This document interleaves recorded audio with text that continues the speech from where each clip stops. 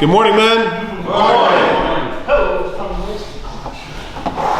We've been looking in 2 Samuel at the life of David, the reign of David, and it looks like it's over because David's been run out of town by his own son, who was allowed to just go his own way and was filled with pride, ended up undercutting his authority, bad-mouthing his own father, and eventually overthrew. Took a bunch of people with him, but now they're coming into Jerusalem, and he's trying to set up his kingdom. He asks Ahithophel, what do you think I should do to solidify power? He says, take all of the concubines of your father, bring them out on a roof, and have sexual relationships with them openly in front of everyone. And so they set up a tent, and that's exactly what he did. And that's what they would do in the world to solidify power. They would take all of the women and make them their own. And it also ensured that there would be no reconciliation between Absalom and his father. So it forced people to choose. So Ahithophel gives this advice. It's not a surprise that Ahithophel would say such a thing because he was the grandfather of Bathsheba, and tells his own son, David's son, to go up on the roof, the very place where David spied Bathsheba and then committed adultery with her, that he would give this advice. So you can see Ahithophel's been holding on to a grudge all of this time, still serving David, but holding on to a grudge, now taking a time to unleash this. We saw how Ahithophel gives advice and Hushai gives advice. These two people, Hushai, who's close to David, giving advice saying, no, don't pursue David. David's men they're hot, and angry, and they're fighting men. You're gonna get whooped if you go now, because they're mad as hornets, which wasn't the case. They were all depressed. They had torn their clothes and they were weeping, and they were leaving. David didn't even put shoes on. He's leaving barefoot, the very picture of humiliation. And so Hushai says, no, don't go after him. If you do that, you're gonna be in deep trouble, because you're gonna get whooped, and that's a bad way to start your reign. And so he says, well, this is good advice, and it pleased him. And then what happened to Ahithophel was, because his advice was not taken and he knew that it wouldn't be a definitive victory, he ends up going home, he gets his house in order, and he commits suicide, because he probably saw the writing on the wall. So Hushai warns David to escape and sends a couple of messengers, and as they're on the way, they get seen and they hide in a well, and the woman throws a cloth over the well and it acts like she's working there, and they say, hey, where are those two guys? They say, well, they crossed over the river already, they're out of here, which was a lie. So could there be a good lie? I don't mean an inventive one. I'm sure any of us in this room could do that. So, to protect the life of an innocent. So we saw that. All right, where were we? We were in 17, I think. End of 17. I'm sorry? The end of 17. End of 17. Okay, so we'll pick it up at 17. Verse 17. Now Jonathan and Ahimaaz stayed in Enrogel, as they dared not be seen coming into the city, for a female servant would come and tell them, and they would go and tell King David. So this is his information network. Nevertheless, a lad saw them and told Absalom, but both of them went away quickly and came to the man's house at Bahurim, and had a well in his court, and they went down into it. And then the woman took and spread a covering over the well's mouth and spread grain on it. And this thing was not known. And when Absalom's servants came to the woman at the house, they said, where is Ahimaaz and Jonathan? And the woman said to them, they have gone over the water brook. Another lie. So you see, at a time of war, there's all kinds of lies that are going on here. And we talked about that last week. I don't want to beat a dead horse.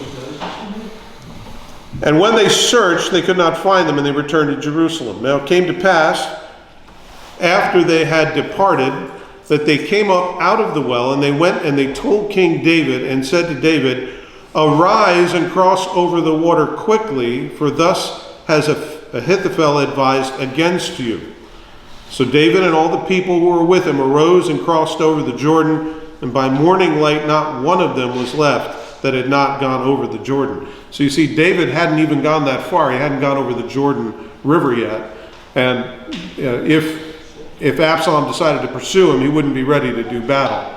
And he was actually with all of his men. They would have found David, and Ahithophel's advice, if it was taken and they had a decisive victory, would have secured Absalom's reign and obviously taken David's life.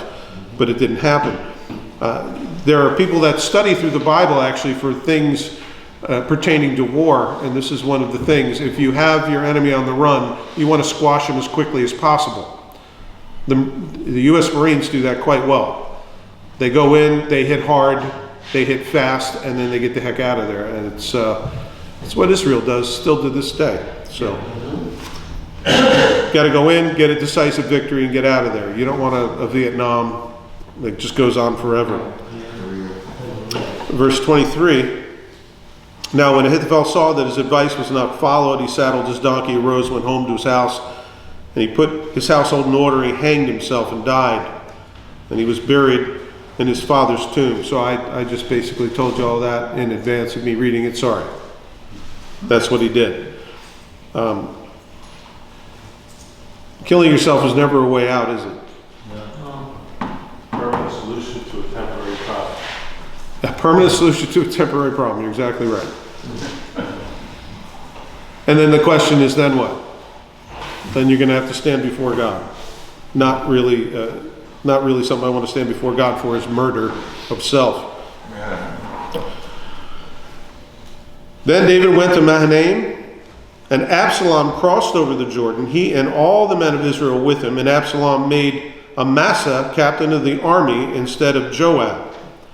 And Amasa was the son of a man whose name was Jithra, an Israelite, who had gone into Abigail, the daughter of Nahash, sister of Zeruiah, Joab's mother. So they're related, basically. That's what he's trying to tell you.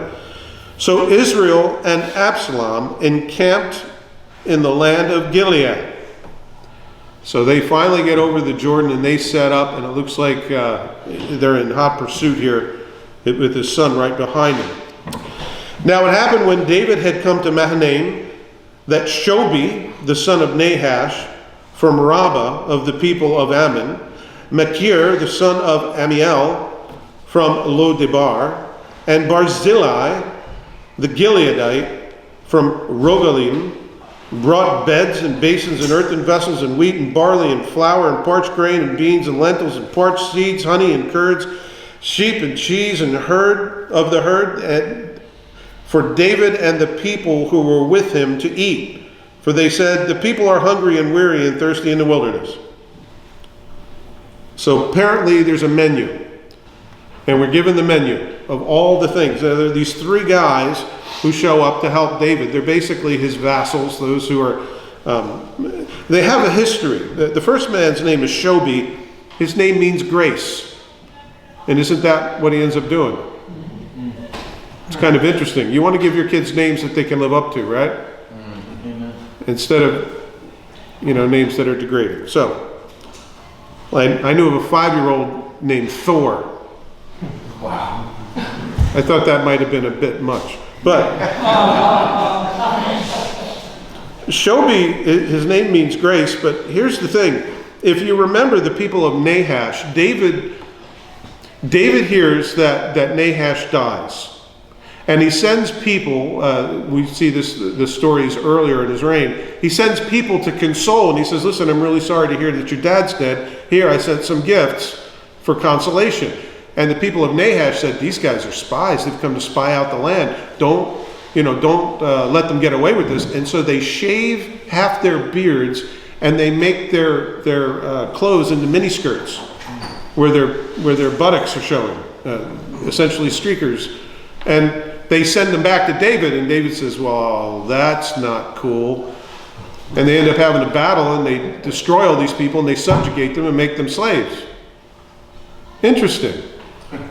Here's one of the other brothers, the other children of Nahash, and he's being gracious to David. He had every reason to say, well, David, listen, you came up against my family and killed them all, and, you came up against my city.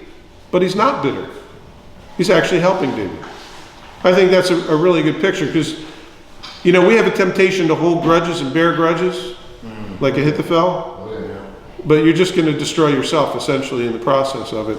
But here's a guy, one of the sons of Nahash, Shobi, who shows grace to David, even though they've got a bad history. They had a family feud that went back earlier, and he doesn't hold a grudge. It's a great example. The second guy's name is Machir from Amiel. If you remember, Machir was the guy who for so long watched over Mephibosheth. He's a guy who was watching over this man who was lame from his waist down, and for the longest time was hiding him and protecting him. He could have said, well, listen, I've done enough already for David. I watched over Saul's relative for all this time and took care of him, and I'm done. I'm tired. It's interesting. His name means faithful, Machir, and he ends up being faithful. And so he's faithful to David, even though he's a giver. He's not tired. He's not weary. He's not saying, listen, I gave it the office, dude. I've done enough. I took care of this guy for years. What do you want from me? You want beans and grain and lentils and parched seeds and, earthen vessels and, But he's faithful. He's faithful to his friend. You will find people with this character, if they're helpful and if they love to assist because it glorifies God and it helps people, you'll find they always do that. And they're like Machir. They're always faithful and always giving and not growing weary in well-doing. So that's the picture of who Machir is. And then there's this third guy, Barzillai the Gideon.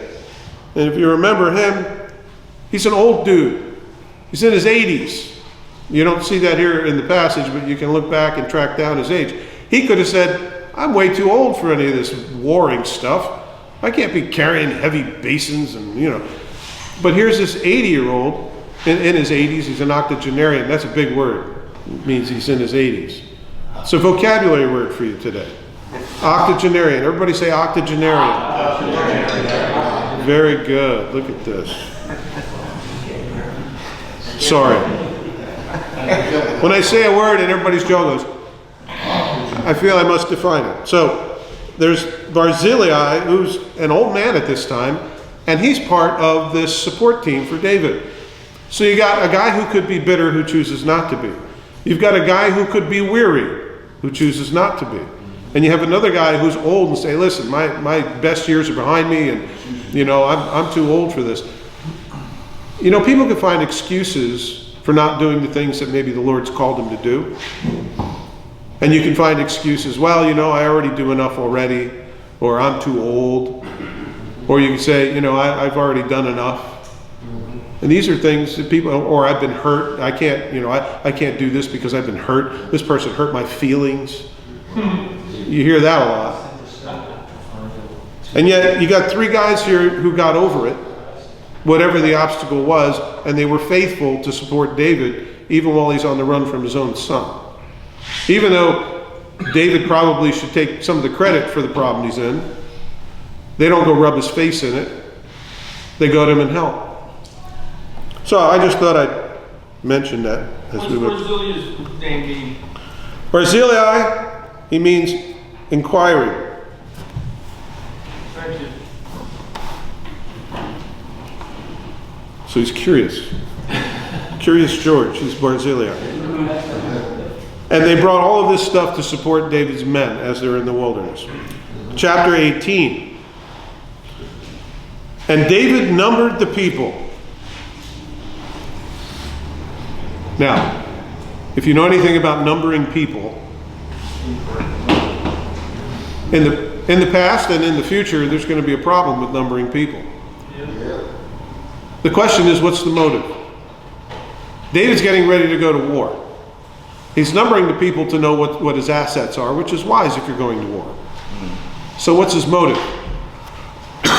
His motive is to get ready for war. There's a time when David numbers the people, but it's for his own pride's sake. And if you know anything about numbering things, if you're going to start counting things, it better be yours. It better not be somebody else. You don't count somebody else's, right? You don't, hey, how much money you got in the bank? What are you bringing down a year? You don't, that's an insulting question, right? So he's numbering something that's the Lord's. You better be doing it for a very good reason, because the Lord doesn't take kindly to false motives for doing that. If you do it for your own pride's sake, to say, yeah, I got 50,000 men with me, now you got a problem, because now you're trusting in your own strength. What David's doing here is preparing for war, which is a step of wisdom. So just for those of you that see God later on send a plague because David numbers the people, I don't want you to be confused and say, well, he numbered the people before and nothing happened. Well, what's his motive? Very often our motives are hugely important, aren't they? Amen. Giving to the needs of the church. It's hugely needed. And yet, if you do it in an ostentatious, sort of showy way, you just ruined it. If you do it to be seen as, I'm a great giver or whatever, you've just ruined it. Giving is essential and giving is great.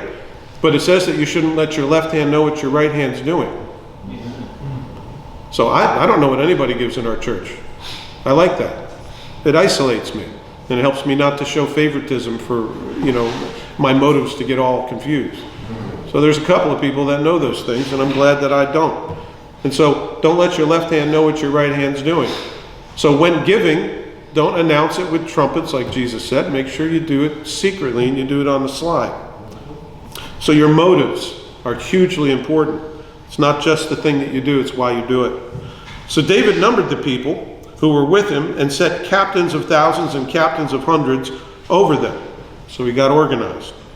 Then David sent out 1/3 of the people under the hand of Joab, 1/3 under the hand of Abishai, the son of Zeruiah, Joab's brother, and 1/3 under the hand of Ittai, the Gittite. So he's got 3 divisions, if you will. And it's an interesting thing. The Marines operate this way. Israel operates this way. The Prussians operated this way before the Germans were the Germans. They were the Prussians. And it's an interesting way that you have 2 divisions that are actually busy working and one that sits in reserve so you can send them wherever you need, depending on where the need is. And you see them practicing this earlier on when they go up against some of these cities. If you remember the city of Ai, when they went against Ai, there was one section that went in and made a frontal assault, and when they all came out, they ran away. They feigned failure, and all the people of Ai ran out of the city and went after them. They had another division that ran into the city and took it over and set it on fire. So there's a way that you can do battle so that you don't just send all your guys. It's a little like if you ever play softball, somebody hits a high fly ball and everyone from the field runs for it. You may have seen this. Everybody wants to catch that fly ball, and anybody that happens to be anywhere goes to catch the fly ball. What happens if the fly ball drops? There's nobody to throw to, because the first baseman's out, second baseman's out, third base, and even the catcher. Everybody's trying to catch that fly ball, and there's nobody to throw to get anybody out. So that's why you want to separate and have divisions. Play your section, right, guys? And trust the guys you're on a team with. So here's the 3 divisions that they're battling with. And the king said to the people, I will also surely go out with you myself. Now, David's not a young man. And David wants to go to battle. David is a man of battle. He's a man of blood. And he's been doing it all of his life. And he says, listen, I'm going to go with you guys. But the people answered, you shall not go out. It sounds like they left him an option. For if we flee away, they will not care about us.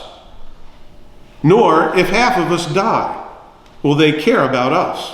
But you are worth 10,000 of us now. For you are now more help to us in the city. So they're saying, David, you realize you're a valuable person, and if they take you out, that's the end of everything. And so, thanks but no thanks. I think they were just being kind. I think they were saying, Dave, you're too old. Let's see if you can swing that sword of Goliath anymore. Let's pick that thing up. But I think they were being kind, and they were saying, listen, you shouldn't be on the front line. You should stay back in the city. You'll do us a better service there. Tom. Did David learn his lesson from when he stayed behind with Bathsheba? Well, perhaps that was his desire. I think David, having the heart of God, I think he wanted to be in it, and he wanted to be part of it, and I don't think he was a micromanager. I just think he had a heart to be about the business at hand. So that's what I think. So given no other information about what his motivation was, it very well could have been that he said, I don't want to stay behind. But he's not staying behind in a city full of women and children. He's with the men now. You see, so I don't think that he's not in a place where he wants to take it easy, and that's a good thing. But yeah, he may have learned a lesson there, but at this point, there's a time to fight and there's a time to make peace. It says in Ecclesiastes, there's a peace to, there's time to build up, there's a time to tear down, there's time to, there's a time to mourn, there's a time to rejoice. So there's a time for everything. And this time in David's life, it's better that he not put himself in harm's way. And so for him to stay back is a good idea. Yes, Brian. Well, one time when he stayed back, he had got in trouble with Bathsheba. So he might have learned that lesson. The other thing is he might have said, don't tell somebody to do something that you wouldn't do yourself. And I think that kind of mentality might have been there as well. Yes, I think he always wants to be about the business at hand, that he always wants to be busy doing what the Lord would have him do. Except his men have some wisdom and they say, you're not going. which is wisdom. Which is wisdom, and we should heed that. Which is why we don't have a cross on the steeple yet.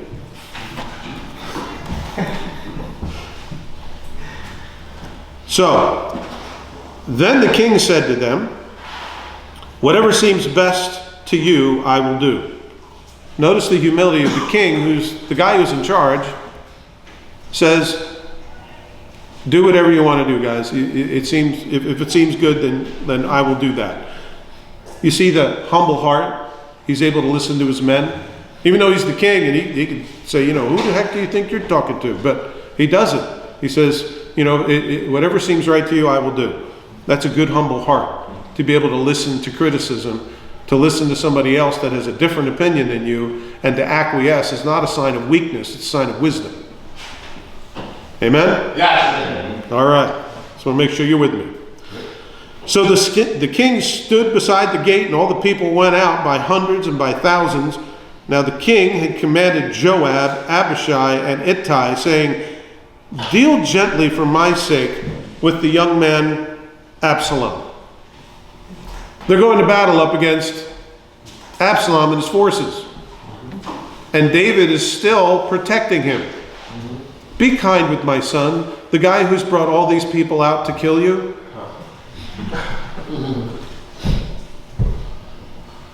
If you're a general and you're out for blood and you're going to kill and you're going to destroy and you're going to maim and you're going to do all this stuff, and he says, but if you see Absalom, be kind to him. If you have a heart towards war, what does that statement mean to you? Nothing. Weakness. Listen, if you didn't baby him up to this point, we wouldn't have to have this battle, David. It might go through my mind. But also, if you take down Absalom, you know you're going to have to deal with the king. And the king is not very happy with people that try to take, remember Saul? The guy that came and said, yeah, I saw Saul, and so I took him out. David said, that's it. Your life's done. You don't touch the Lord's anointed. So we know that David has this reverence for those people who are in authority. And so if he says, listen, be careful with Absalom, I want you to be kind to him for my sake. David probably will cut your head off if you mess with Absalom. But as a man of war, you can understand the conflict that's going on inside of you.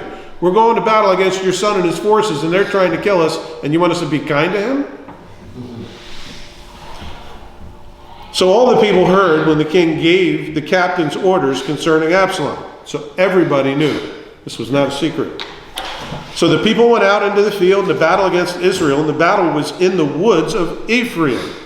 This is a very heavily wooded area, guys. And the people of Israel were overthrown there before the servants of David. And the great slaughter of 20,000 took place there that day. For the battle there was scattered all over the face of the countryside. And the woods devoured more people that day than the sword devoured. Imagine you're trying to advance and going through the wooded area where there's an encampment and the guys are all set up. You try to make an advancement through a virgin wooded area, you've got thorns and thistles, you've got pits, and you've got rocks, and you've got all kinds of things that you're going to have to get through. Heavy wooded areas. I don't know if you've ever tried to break through areas where there isn't a path, but that's a real problem. And it says that the woods devoured more people than the men did. Widowmakers. Widowmakers. I don't know if they're snakes and spiders. No. In a forest, you might have a dead limb up there. All of a sudden, you go roaming through, come down, hit you in the head, you're dead. Not to mention, you're running and looking behind you, and suddenly you turn around and bam, there's a limb. Well, you're a sitting duck when you're flat on your back. So it says that the woods were a bigger problem than actually the swords of the enemy that day. Then Absalom met the servants of David, and Absalom rode a mule. The mule went under a thick bough of a great terebinth tree, and his head caught in the terebinth, and he was left hanging between heaven and earth. And a mule, which was under him, went on. And a certain man saw it, and told Joab, and said, I just saw Absalom hanging in a terebinth tree. Now we know, because Josephus tells us a little bit later on, Josephus clarifies this, it was his hair. He got caught by his hair. Now you remember the story earlier, he would get his hair cut once a year whether he needed it or not. And it was several pounds of hair. This guy had some serious hair, and it was a sense of pride for him. Look what he gets caught by. His hair. There's a lesson to be learned there, men. Pride comes before the fall. Yeah, pride comes before the fall. Yeah, he didn't fall. He died, but he's stuck. He's now a sitting duck. And it was his pride, the thing that he had such pride in, that caught him up. Men, we don't stumble in our weak points. We stumble in our strengths. Whatever it is you think, hey man, I'm good in this area. I'm beyond temptation in this area. Don't think such a thing. So Joab said to the man who told him, you just saw him? Why did you not strike him there to the ground? I would have given you 10 shekels of silver and a belt.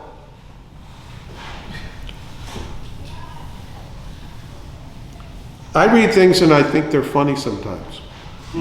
You would have given me 10 shekels of silver and a belt. I picture this guy as one of those guys who's wearing his pants right around half-mast. You know, his underwear is showing and he can't quite keep his pants up. He says, I would have given you 10 shekels and a belt. Because he needed a belt. Probably looking down on his pants. Yeah, I would have given you 10 shekels and a belt. I don't want to be looking at your underwear. So anyway, I don't think it was, like a WWE, championship belt. I think it was probably just to keep his pants up. Anyway, sorry. I have these little imagination things. Anyway, but the man told Joab, though I were to receive 1,000 shekels of silver in my hand, I would not raise my hand against the king's son. For in our hearing, the king commanded you and Abishai and Ittai, saying, beware lest anyone touch the young man Absalom. Actually, it's not what he said. He said, be kind to Absalom for my sake, right? Well, you have to understand, people have selective hearing. Any of you who are married may know this. Selective hearing is when you hear what you want to hear, even though what was said was something else. Did none of you wish to admit that this thing exists? Yeah, what I heard was that you hate my guts and that I'm a failure. No, I never said that. I just said I wish the eggs were a little more done. So you want to be careful that you not only say things that are clear, but that you remember things that are clear. And remembering word for word what is said will help you not to get an impression and walk away with a feeling instead of a thought. Doesn't the Spirit convict us of that though, and help us to discern? For those of you who are single, yes. For those of you who are married, have someone else to remind you of such things. Yes, the Spirit of God informs us of all things, obviously, but sometimes, you know, Jesus with some flesh on might be the closest person to you. They will tell you things that you may not know. That's one of the advantages of being married. So, he says, we heard him say, beware, lest anyone touch the young man Absalom. Otherwise, I would have dealt falsely against my own life. He said, I would have forfeited my own life to do anything. For there is nothing hidden from the king, as you yourself would have set yourself against me. He says, yeah, you want me to kill this guy for some silver and a belt, but if I came back and told you I killed him, you would have taken me out. It would have been your duty to do so as the general. Remember, Joab's a pretty bad guy.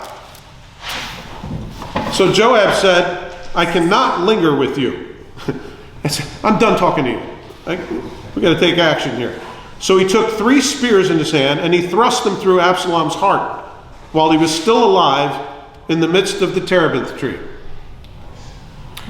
David said, be kind with my son Absalom for my sake. No problem. I'll only send 3 spears through his heart as he's hanging from a tree from his hair. How do you think David's going to take this?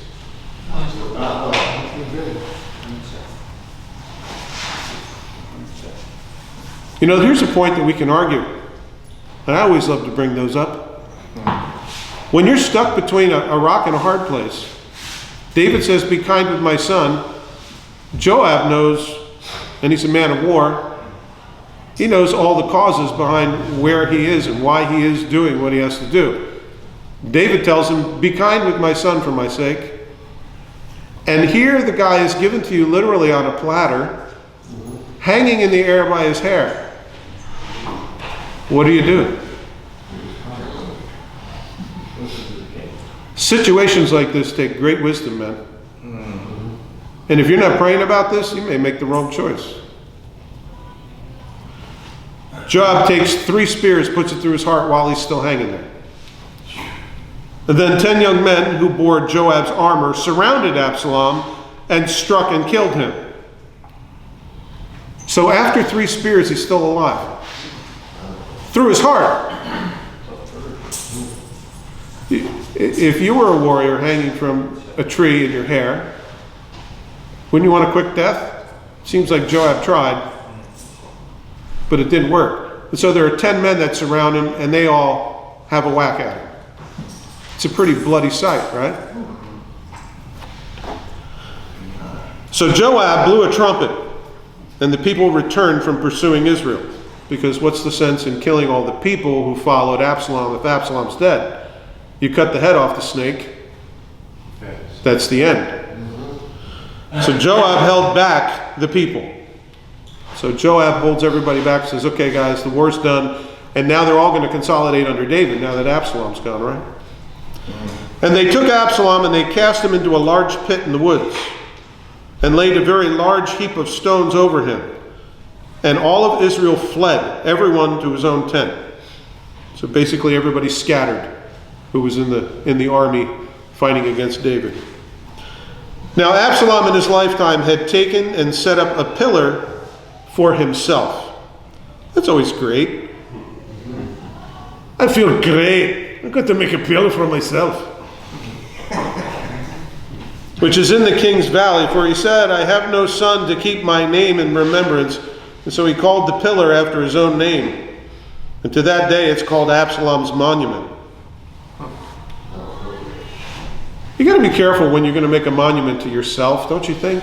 Yeah. The scripture says, if there is well to be spoken of you, let it be of another man's lips and not your own. Self-pride stinks. Yeah. It certainly does. Absalom's monument. Now what does it stand for? Well, it stands for a guy who's in haste running away, got caught by his hair in a tree, and died. Tried to set up a rebellion against his father, slept with all of his concubines up on the roof openly, and died. So that's what he's going to be remembered for. Because he set up a monument for himself. Careful to set up a monument for yourself, men. It's not for us to do. It's for other people to do for you, right? If you're worthy enough. Don't do it for yourself. Either you can speak well of yourself or you can have other people speak well of you. You only have a choice. So don't break your own arm patting yourself on the back. You guys have met people like this, right? Oh, yeah. And people can do it in the most subtle of ways. Yeah. Be careful of pride, man. Then, verse 10, I'm sorry, it looks like it could be 19. 19. That just tells you with my glasses how good I can see. Then Ahimaaz, the son of Zadok, said, "Let me run now and take the news to the king, how the Lord has avenged him on his enemies." That's a pretty good way to couch it, don't you think? Let me go tell him. I'm going to be a tattletale and say, "You killed Absalom. You're in trouble. I'm telling." Where do we learn such a song? Do you know everybody sings that little song? There's like that tune that goes, "Oh, you're in trouble." I don't know where it comes from. Anyway.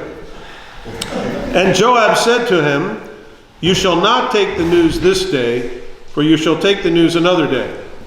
So apparently, he's a procrastinator. Don't tell him today. Let me live another day. And tell him tomorrow, and that'll at least give me another 24 hours to breathe. Because he's probably concerned about his life, right? "But today you shall take no news, because the king's son is dead." Yeah, I have a feeling you're just trying to save your own skin, Joab. Then Joab said to the Cushite, "Go tell the king what you have seen." So the Cushite bowed himself to Joab and ran. And Ahimaaz, the son of Zadok, said again to Joab, "But whatever happens, please let me also run after the Cushite." So Ahimaaz wants to run and take news, and he says, let me run after him. So Joab said, "Why will you run, my son, since you have no news ready?" In other words, you're not going to tell him, right? Because I just told you not to tell him. Why are you going to go running after him since you don't have anything to say? Hint, hint, wink, wink. "But whatever happens," he says, "let me run." So he said to him, "Run." Then Ahimaaz ran by the way of the plain and outran the Cushite. He's been practicing. Now David was sitting between the two gates, and the watchman went up to the roof over the gate, to the wall, lifted his eyes and looked, and there was a man running alone. The watchman cried out to the king, and the king said, "If he is alone, there is news in his mouth." And he came readily and drew near.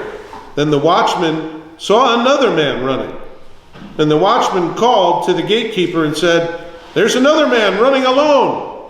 And the king said, "He also brings news." So the watchman said, "I think the running of the first is like the running of Ahimaaz, the son of Zadok." So apparently he had a particular way of running. You ever see people run? You ever see people run that shouldn't run? Like, man, you should not be running. That is not your, like me. You should not be running. Cannot be good for your heart. Just don't do that. But I think the first guy came swift and sharp, and he looked like an Olympic guy, you know. Big long strides and steps, and, you know, he's flying. The next guy's, you know, a little clumsy. He's running with all of his gear, you know.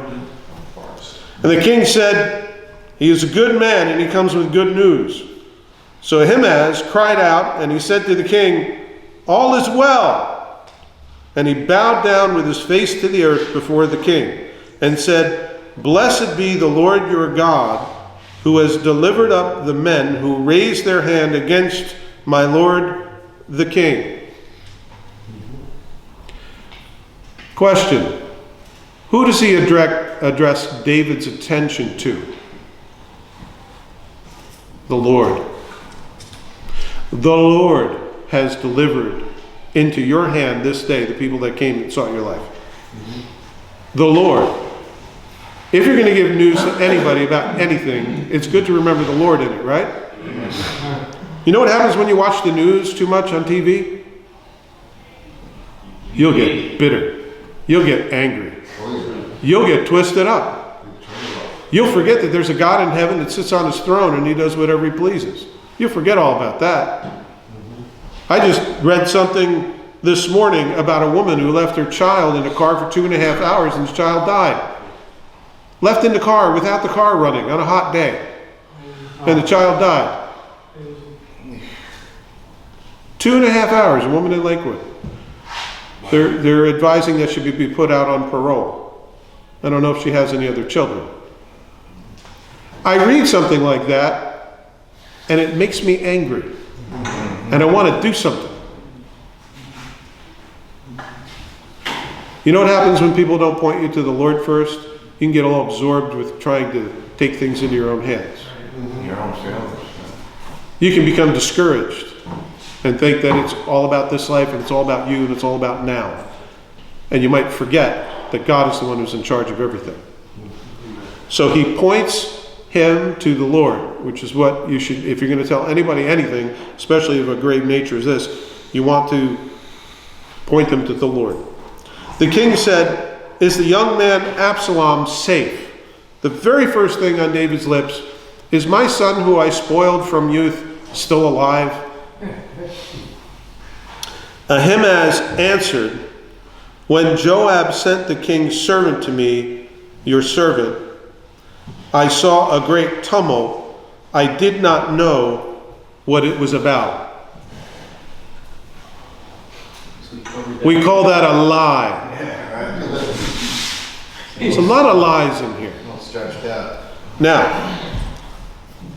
what do you do when somebody tells you to lie? You have a choice. You can tell the truth, or you can lie. Or Silence. you can do something else. Avoid the issue. Not participate. You could say, "I can't tell you." I can't tell you. My wife has told me those things. I can't tell you. Hey, what about this, that, anything? I can't tell you. You mean you can't tell me? I'll make the truth. You can't tell me. Well, at least you're being honest. You can't tell me. If you make a vow and say you're not going to tell somebody, you shouldn't tell them. And if they ask you point blank, just say, "I can't tell you." There are some very creative ways in which we can answer somebody without offending on either end. Because if he says something, then he's being disobedient. If he says nothing, he's not being obedient to the king, and he's not telling the truth. So what do you do? There are some difficult questions to ask ourselves as we go through here, right? And it's good. Bob? Well, that's self-preservation. Self-preservation is very... Knowing what the king said, he wasn't going to put himself in jeopardy. Well, he wasn't the one that killed. He wasn't the one that killed Absalom. It was Joab who threw the spears, and then 10 of his men who hacked him up. To the point where they didn't bring his body back as proof. They just stuffed him in a hole and covered him with rocks. So I think he's between two authorities. He's got Joab on one hand, who said, "Don't tell him anything. The king's son is dead, but don't tell him until tomorrow." And then He's between a rock and a hard place. And the king asked him flat out, "How is Absalom?" He's hanging. Yeah, okay.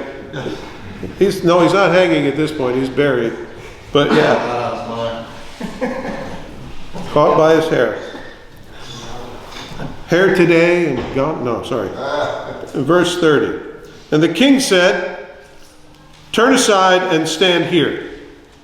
So apparently he didn't get the full truth, and he knows another guy's coming. And he turned aside and stood still. Just then the Cushite came. And the Cushite said, "There is good news, my lord the king. The Lord has avenged you this day of all those who rose up against you." He gives him good news and points him to the Lord again. Good move. And the king said to the Cushite, "Is the young man Absalom safe?" It's as though he cares more about that than he does about the Lord or the kingdom. So the Cushite answered, "May the enemies of my lord the king and all who rise up against you to do harm be like that young man." Uh-oh. He just says, "I wish they were all dead like him." That's a little harsh, speaking to a father about his son. Who do you think had the wiser answer? Said it all wrong. If somebody asked me, is he dead? I'd say, it's not for me to say, sir. It's not for me to say. Well, do you know? It's not for me to say, sir. But is he okay? It's not for me to say, sir. That's what I would say. It's not my place to tell you. I'm not going to tell you. Not because I'm being disobedient to you, sir, and I use the word sir, but it's not for me to say. It's not my place. You just say, well, he's had better days. He's had better days. You're going to get yourself in trouble there. Anybody else have a wise answer? Define safe. Yeah, it depends on what you mean by safe. Yeah. He's in a safe place. He's secure. The rocks are holding him down. Yeah. Yeah, but you're insinuating you know by saying that. Of course you are. It's not for me to say. If somebody said, "Hey, do you know if so-and-so is, in some sinful way in their life?" It's not for me to say. They can throw you in prison. Can you tell me if Larry's had any trouble with losing his temper recently? Thank God not. It's not for me to say. Has Brian Walter ever expressed rage? It's not for me to say. Meet Brian? No way. Yeah, I know Brian doesn't have that. That's why I picked on him, because I figure that's a safe one. Verse 33. Then the king was deeply moved and went up to the chamber over the gate and wept. And as he wept, he said thus, "O my son Absalom, my son Absalom, if only I had died in your place, O Absalom, my son, my son." So David is completely devastated about the death of his son, and I'm sure you would be as well. Regardless of what a great parent you were or what a failure of a parent you were in various aspects, the death of a child is a very difficult thing to deal with. David is wishing himself to have fallen as opposed to his son. And yet, Joab is faced with this difficulty to go up against Absalom and all of his forces who are trying to overthrow David. And it's one of those, either you're going to win this thing or you're going to lose this thing. Men, we're faced with some very difficult decisions, especially the condition of our world and where it's headed. We have to make sure that we're in fellowship with the Lord so the Holy Spirit can guide us. We need to make sure that we're in the Word, that we might exercise ourselves for godliness and train ourselves for wisdom. Because if not, when the difficult time comes, we will be ill-equipped to do the right thing. We may find ourselves fumbling and bumbling for words and wondering where our real allegiances lie. We need to decide today that we're going to serve the Lord with our whole heart, guys. Let's pray. Father, thank you for this word. Thank you for the history which has been preserved for us. I thank you how your Spirit reveals to us wisdom. I pray that you help us to walk in it, that we might be faithful to do what pleases you, that we might remember you in the middle of the hardest and most difficult times of our lives, that we might remember that it is you who lifts up and you who brings down, that we might be on your side, not looking to have you on our side, but that we would be on your side. I pray, Lord, that you'd help every man in this room to live that. In Jesus' name, Amen.